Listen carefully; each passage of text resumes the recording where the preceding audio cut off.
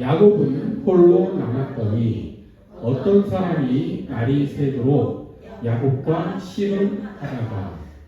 아멘. 우리가 본문 말씀은 너무도 성경에 나오는 여러 이야기들 중에서 가장 유명한 이야기들 중에 하나이기 때문에 우리가 잘 알고 있는 그런 성경이지요.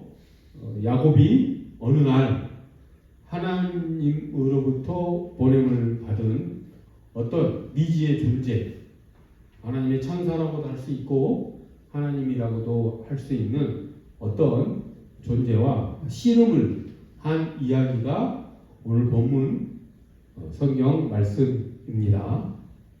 그런데 이렇게 야곱이 씨름을 한 후에 하나님의 천사라고 하겠습니다. 천사와 씨름을 한 후에 야곱은 지금까지의 삶과는 완전히 다른 그런 삶으로 변화되었다라고 하는 것, 우리가 그것을 확연하게 알 수 있지요. 가장 크게 눈에 띄는 변화는 먼저는 이 씨름을 하고 난 이후에 이 하나님의 천사가 야곱의 이름을 바꿔 주시죠. 너는 이제 야곱이라고 부르지 않고 이스라엘이라고 부르겠다라고 이름을 바꿔 주십니다. 명확한 야곱에게 변화가 있었던 것이죠. 그 다음에 두 번째 변화는 야곱이 씨름을 하다가 이 하나님의 천사가 이 야곱의 엉덩이를 쳐서 그만 탈골이 됩니다. 힘줄도 다치게 되죠. 그래서 장애인이 되죠. 그래서 신체적으로도 야곱은 변화가 있게 됩니다. 이름도 바뀌고 또 신체적으로, 육체적으로도 변화가 있었지요. 그런데 무엇보다도 야곱이 변화된 것은 지금까지의 야곱의 삶의 모습과 이후의 삶의 모습이 완전히 달라졌다라고 하는 것. 그것이 가장 큰 변화라고 할 수 있습니다. 야곱하면 우리 무슨 생각이 듭니까? 자신의 야망을 위해서 수단과 방법을 가리지 않았던, 그리고 꾀가 많고 영악하고 그렇게 살았던 그런 사람으로 우리가 생각되지 않습니까? 야곱이 팥죽 한 그릇으로 형에게 장자권을 샀던 사건도 기억하지요.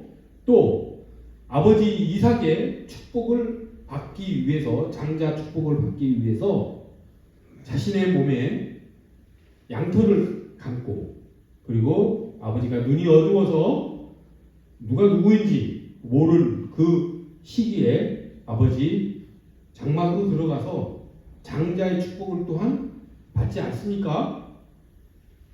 그렇게 자신이 목표로 했던 그런 복을 얻기 위해서 수단과 방법을 가리지 않았던 영광에 있던 사람이 야곱이었죠. 오늘날 현대인들을 그 누구보다도 가장 뚜렷하게 대변하는 그런 사람이라고 할 수 있습니다. 오늘날 모든 사람들이 다 이 야곱처럼 살아가는 그런 모습들을 보이고 있지요. 그런데 야곱은 이 사건 이후에 하나님의 천사와 씨름을 하고 난 이후에 이제는 자신의 야망을 앞세우는 것이 아니라 하나님의 뜻을 앞세우고 하나님의 뜻을 분별할 줄 알고 하나님의 뜻에 순종하는 사람으로 온전히 바뀌어 갑니다. 그것이 오늘 사건 전과 후에 야곱에게 일어난 가장 큰 변화라고 할 수 있습니다. 그리고 이 당시를 생각하더라도 이때의 상황을 우리가 조금 자세히 들여보더라도 야곱이 이 씨름 전후에, 시간적으로 이 씨름이 일어난 전과 후에 야곱의 머릿속을 가득 채웠던 그런 생각이 완전히 또한 바뀌었다라고 하는 것을 우리가 확인해 볼 수 있습니다. 이 상황이, 즉 야곱이 천사와 씨름하는 이 상황이 왜 생겼습니까? 이때가 어떤 때입니까? 장소는 야복강가이죠. 이제 야곱은 삼촌 라반의 집에서 20여 년의 삶을 끝내고 이제 고향 땅 가나안으로 이제 돌아가는 도중에 있었지요. 이제 야복강을 넘고 이제 가나안 땅으로 들어가면 되죠. 그런데 지금 야곱에게는 큰 걱정거리가 있습니다. 이제 가나안 땅에 들어가서 행복하게 그 삼촌 라반의 집에서 얻었던 밧단 아람이었죠. 거기에서 얻어들인 정말 많은 재물들, 그 당시 이제 재산은 가축들이 대변하겠죠. 수백 마리의 가축을 데리고 또 아내도 4명이나 되지 않습니까? 그리고 아들들이 11명이었죠. 그런 많은 재산과 많은 가족을 이끌고 이제 가나안 땅으로 들어가서 금이 환영한 것이죠.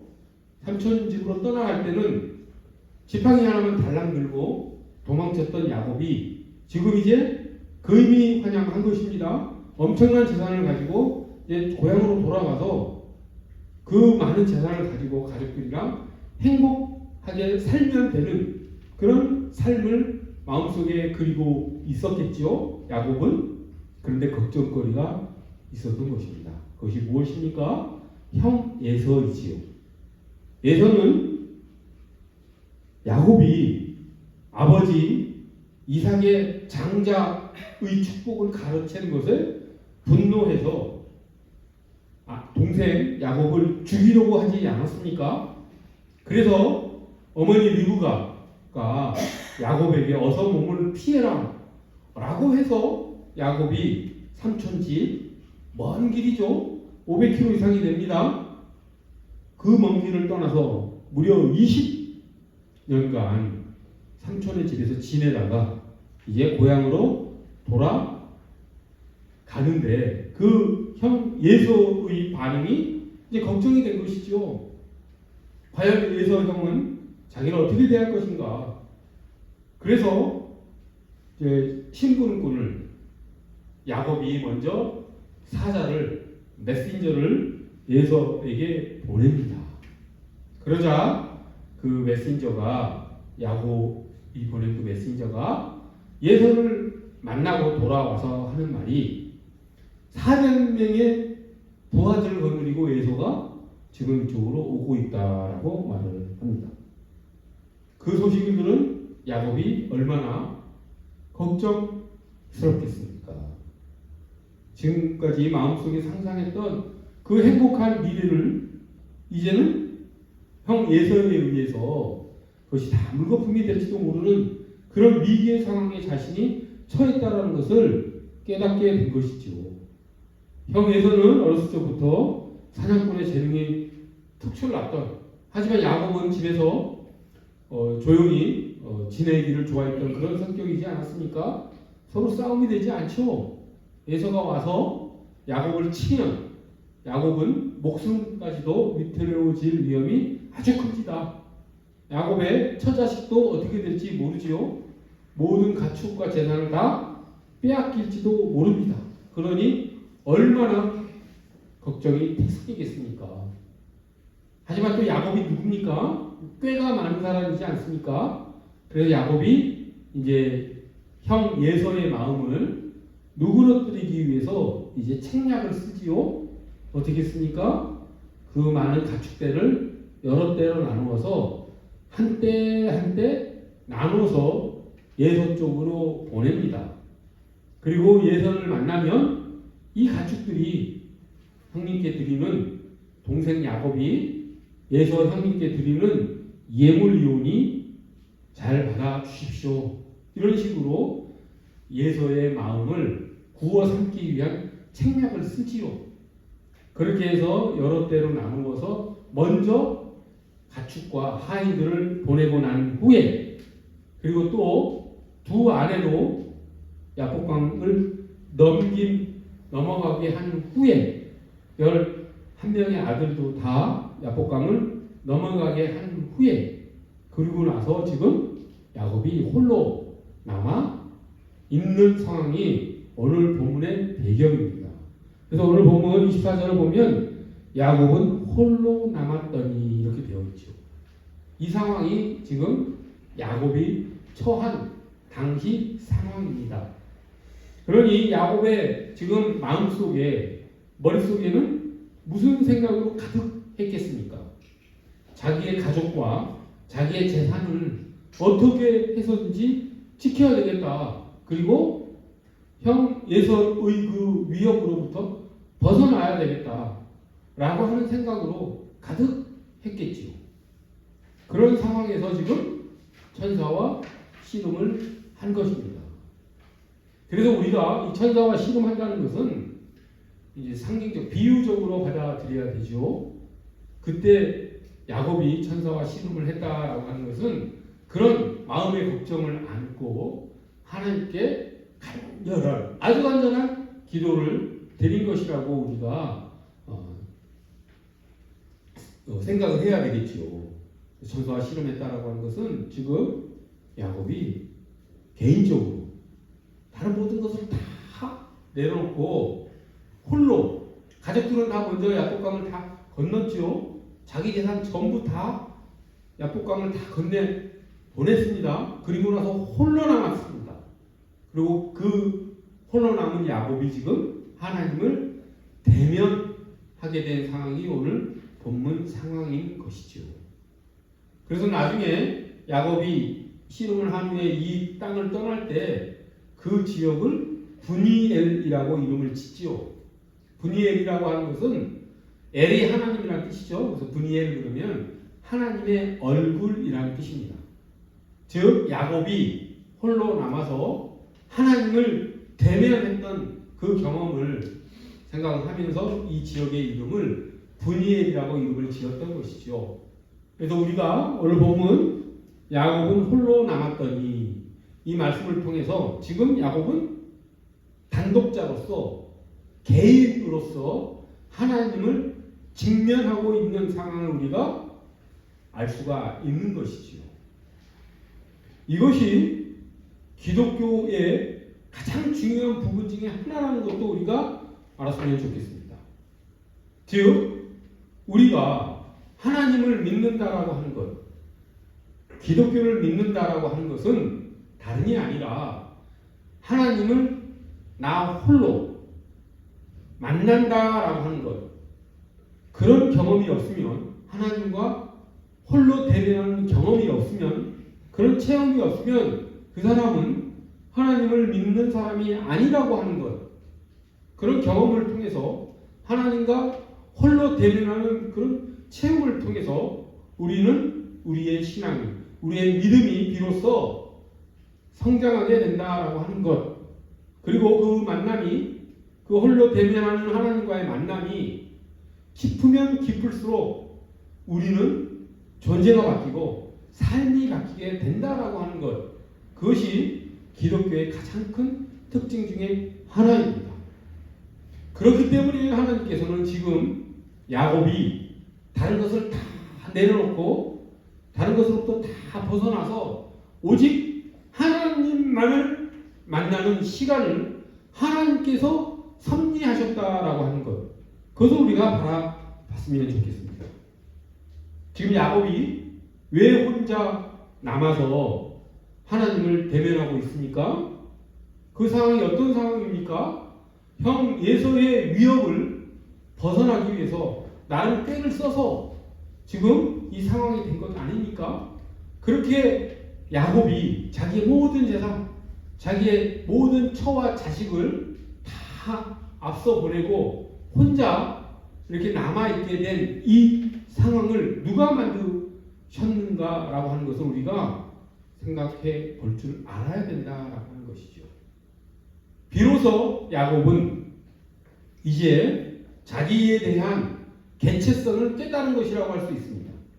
야곱은 지금까지 살아오면서 자기에 대한 정체성을, 생각을 어떻게 가지고 있었느냐.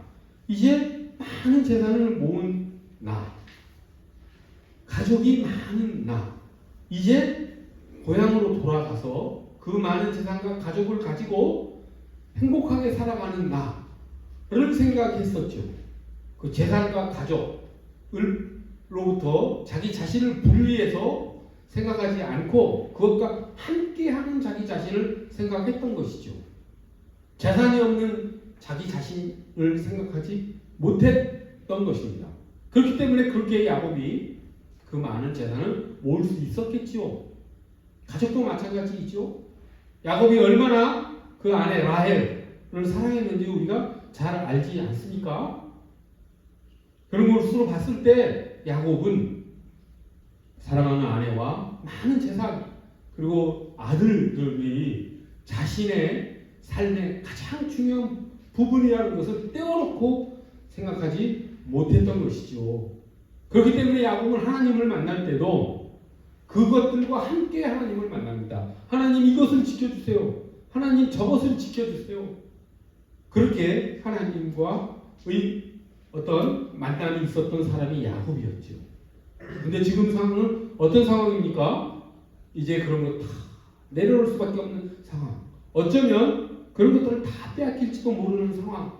이제 신 앞에 단독자로서 하나님 앞에 설 수밖에 없는 자기 자신을 이제 바라본 것입니다. 재산으로부터도 가족으로부터도 다 떼어놓인 자기 자신을 객체로 바라보면서 하나님 앞에 홀로 서게 된 것이지요. 자, 이러한 야곱의 상황, 하나님 앞에 홀로 서게 되는 이 야곱의 상황은 우리의 삶에서도 나타나야 합니다. 우리가 하나님을 이처럼 야곱처럼 하나님과 단독으로 만나는 그런 상황을 우리가 갖지 못한다면 우리는 그리스도인으로서 살아갈 수가 없습니다. 우리는 정직하게 나 혼자만의 존재를 통해서 하나님과 직면해야 되는 그런 운명을 가진 그런 존재라고 하는 것이죠. 근데 우리의 삶을 돌아보십시오. 우리가 과연 얼마나 하나님과 홀로 대면하는 시간들이 있습니까?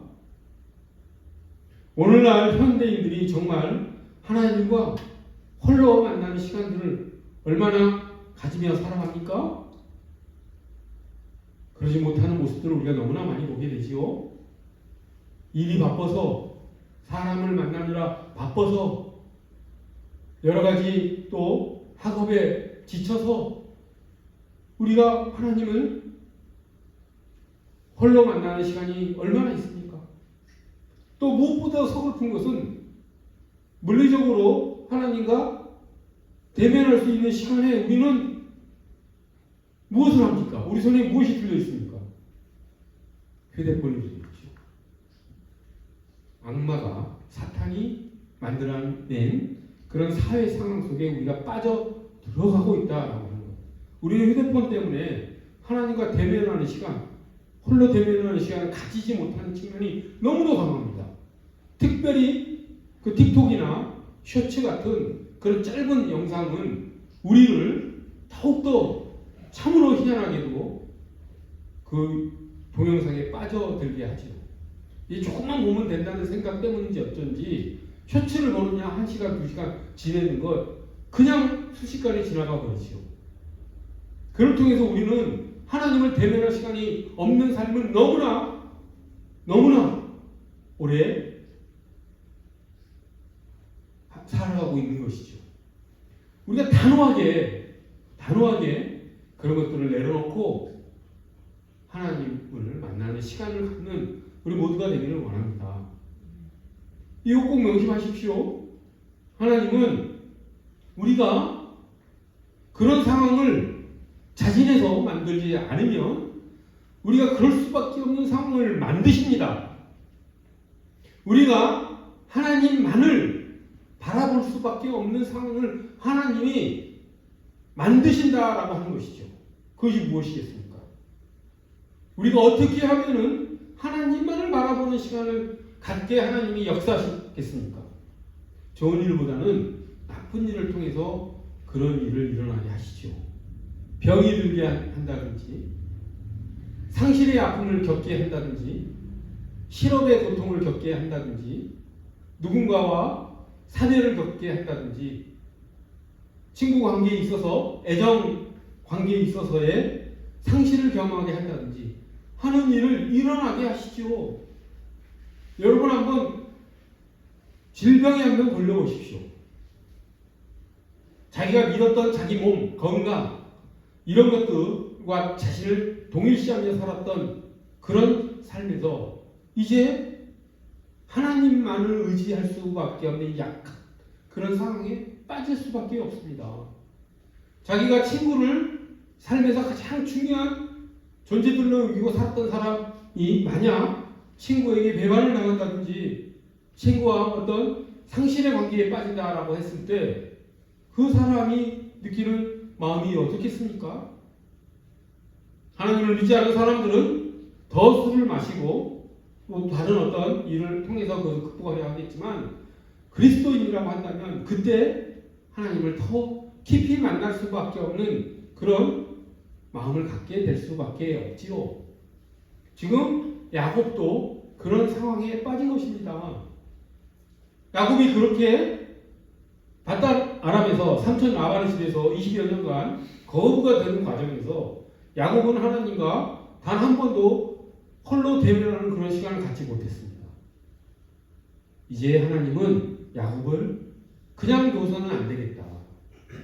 야곱이 이제 앞으로 어떤 구속사에 있어서 역할을 해야 됩니까?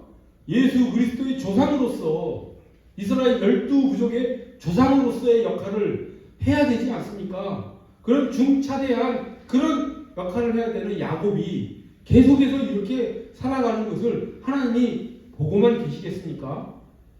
하나님도 결단을 하신 것이죠. 그래서 야곱이 오직 하나님만을 바라볼 수밖에 하는 그런 상황을 하나님께서 만드신 것입니다.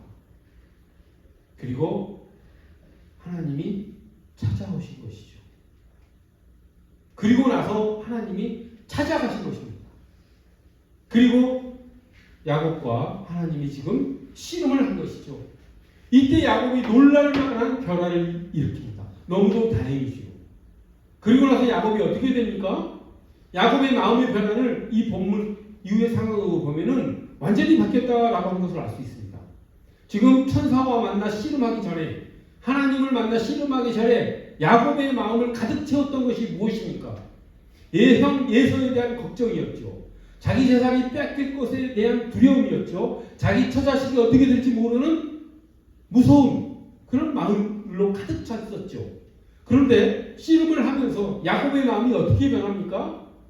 본문을 우리가 잘 알고 있는 내용이 생각해 보십시오. 어떻게 변했습니까? 야곱은 천사와 씨름하면서 절대로 천사를 놓아주지 않습니다. 그러자 그 천사가 날이 새는 것을 보고 이제 날이 새니 이제 나를 놓아달라라고 이야기를 함에도 불구하고 지금 야곱은 천사를 놓지 않고 나에게 축복을 해주십시오. 하나님의 축복을 받아야지 저는 이 손을 놓겠습니다 라고 하면서 절대로 천사를 놓지 않습니다. 이것이 무엇입니까? 야곱의 마음이 어떻게 변한 것입니까? 야곱의 마음이 지금까지는 자기 재산, 자기 처자식 예수에 대한 걱정으로 가득했었던 이 야곱의 마음에 오직 하나님만이 들어차게 된 것이죠. 하나님의 축복만이 지금 야곱의 마음을 가득 채운 것입니다. 하나님의 축복이 무엇입니까? 하나님의 축복은 하나님과 함께하는 삶, 하나님의 자녀로서 삶을 사는 것, 하나님께서 주시는 영원한 생명을 가지고 사는 것, 즉 하나님과 친밀한 관계 속에서 하나님과의 사귐 가운데 살아가는 것, 그것을 지금 야곱은 소원하게 된 것이죠. 재산과 가족에 대한 자기 생명에 대한 걱정으로부터 하나님의 축복에 대한 생각으로 완전히 바뀌어버린 것이죠. 이제는 자기 재산, 자기 가족, 자기 생명도 아깝지 않고 그 무엇을 다 희생해서라도 하나님의 축복만을 나는 얻겠다. 하나님의 자녀로서의 삶을 살겠다. 하나님께서 나를 인류의 구속사의 조상으로 삼으시겠다라고 하는 그 약속을 지금 야곱은 기억한 것이죠. 내 후손이 하늘의 별같이 많을 것이다 라고 하신 그 약속을 기억하고 그 축복을 하나님께서 주시기를 간구하는 마음만 야곱 마음속에 들어가 있었던 것이죠. 야곱은 이제 세상에 대한 미련이 아니라 오직 하나님만을 바라보는 그런 믿음으로 성장한 것이죠. 이것을 사도 바울은 어떻게 표현했습니까? 이제 야곱 안에는 야곱이 살지 않고 오직 그리스도가 사는 그런 존재로 바뀐 것입니다. 옛사람이었던, 자신의 야망을 위해서 수단과 방법을 가리지 않았던 옛사람이었던 야곱은 예수 그리스도와 함께 십자가에 못 박히고 이제는 새 생명을 받은 하나님의 자녀로서의 삶을 살아가는 그런 새 사람으로 지금 야곱은 거듭난 것이죠. 그 경험을 지금 야곱은 하고 있는 것입니다. 그것을 위해서 하나님께서는 지금 야곱을 홀로 있는 시간으로 야곱을 초대한 것이고 하나님께서 야곱에게 찾아가신 것이라고 하는 것. 그리고 야곱은 그것에 올바로 반응해서 하나님과 정직하게 만나 자신의 온 마음을, 자신의 영혼을 뒤바꿀 수 있었다라고 하는 것. 그렇기 때문에 이 이후에 야곱의 삶은 완전히 바뀌지요. 하나님의 뜻을 분별할 줄 알고 그 뜻에 순종하는 삶으로 바뀌어 나갑니다. 그 후에 야곱이 어떻게 됩니까? 요셉을 이집트의 노예로 팔리는 아픔을 겪죠. 그때 형들이 요셉을 죽였다라고 한 것이 아니라 요셉이 광야로 형들을 찾아 나왔다가 짐승에 물려 죽였다라고 거짓말을 하죠. 그래서 요셉을 잃은 상실을 겪습니다. 그리고 나서 나중에 이제 그 가나안 지역에 기근이 들자 이집트로 가서 이제 곡식을 얻어오는 그런 일을 하죠. 그래서 형들이 어떻게 합니까? 이집트에 가서 요셉이 총리로 있는 이집트에서 곡식을 얻어오죠. 하지만 그것이 떨어져 또 갔다가 요셉의 계략에 걸리죠. 요셉이 그 형들이 그 곡식 안에 이집트의 보물들을 숨겨서 도둑질을 했다라고 하는 누명을 씌우죠. 그리고 형들을 이제 다시 잡아옵니다. 그리고 유다를 거기에 인질로 삼고 다시 돌아가서 베냐민을 뵈러오라 그러죠. 요셉은 잘 알고 있었죠. 요셉이 가장 사랑했던 아내 라헬의 아들 베냐민을 야곱이 너무너무도 사랑한다라고 하는 거예요. 자, 그렇게 형들이 유다를 인질로 삼는 유다를 데려오기 위해서는 베냐민을 데려가야 된다라는 요셉의 제안에 야곱이 어떻게 반응합니까? 처음에는 펄쩍 뛰죠. 어떻게 그럴 수 있느냐? 하지만 나중에 그것이 하나님의 섭리 가운데 있다는 것을 알고 베냐민도 이집트로 보냅니다. 그리고 결국 어떻게 됩니까? 온 가족이 다, 야곱의 온 가족이 다 그 가뭄을 피해서 이집트로 들어가게 돼서 이스라엘이라고 하는 한 민족을 거기에서 구성하게 되지 않습니까? 하나님의 구속사에 또한 한 길이 거기서 생겨나게 되지요. 그처럼 야곱은 하나님의 뜻을 알고 순종할 줄 아는 사람이 됩니다. 그리고 야곱이 죽을 때쯤에서 또 야곱은 그 12 아들들에게 축복을 하죠. 그 축복을 할 때 그 축복 기도 내용을 보면 야곱이 얼마나 하나님의 뜻을 잘 알고 기도하는 사람이었는지 우리가 또 알 수 있습니다. 하나의 에피소드만 들고 말씀을 마치고자 합니다.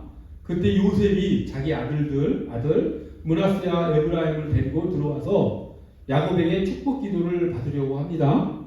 근데 므낫세가 형이고 에브라임이 동생이죠. 그래서 므낫세를 야곱의 오른쪽에, 즉 장자를 오른손으로 축복 기도하기 때문에 오른쪽에 놓고 에브라임을 왼쪽에 놓고 기도를 야곱에게 이제 해달라고 하지요. 그런데 야곱은 손을 엇갈려서 에브라임에게 오른손, 므낫세에게 왼손을 놓고 기도를 합니다. 그러나 요셉이 말하지요.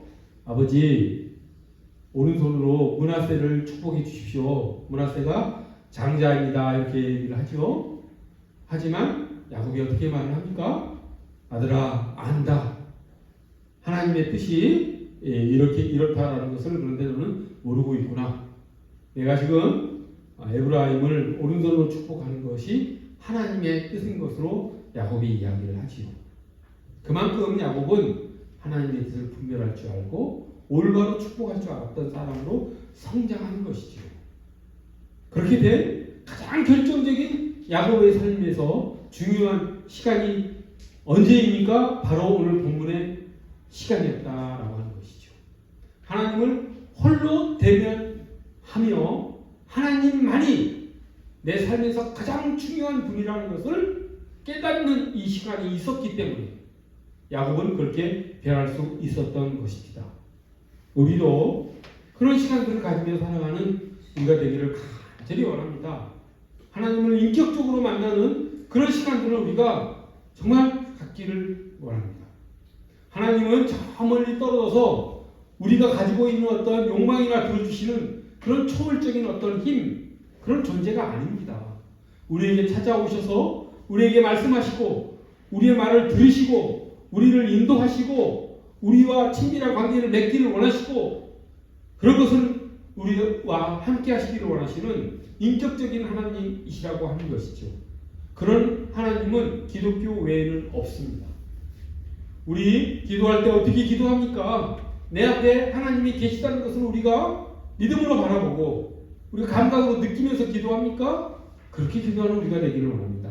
그것이 하나님과의 인격적 만남임을 우리가 알고 그런 하나님과의 깊은 만남, 개인적인 만남, 인격적인 만남을 우리가 가지며 살아나가는 그럼으로써 하나님께서 주시는 축복을 누리며 살아나가는 우리 모두가 되길 하나님의 축복을 하나님의 자녀됨에 살아나가는 하나님의 영원한 생명을 받아 하나님과 친밀한 관계를 누리며 살아나가는 하나님과 교제하고 하나님과 사귀면서 하나님이 주시는 진정한 축복을 받으며 살아나가는 우리 모두가 되기를 간절히 소원합니다. 그렇게 되기 위해서는 우리는 하나님을 개인적으로 인격적으로 홀로 만나야 합니다. 기도하겠습니다. 거룩하고 자비로우신 하나님 아버지, 야곱을 변화시킨 하나님께서 우리 또한 변화시키시고 우리를 하나님의 축복 가운데 살아가도록 인도하실 것을 믿사옵나이다. 하나님, 세상에 다른 어떤 것들을 다 내려놓고 그 모든 것을 다 희생해서라도 하나님의 축복을 찾아 나서는 그 축복을 누리며 살아나가는 우리가 되도록 저희를 이끌어 주시옵소서. 하나님의 은혜 가운데 풍성한 축복을 누리며 살아나가는 우리 모두가 되기를 간절히 바라오며 예수 그리스도의 이름 받들어 기도드립니다.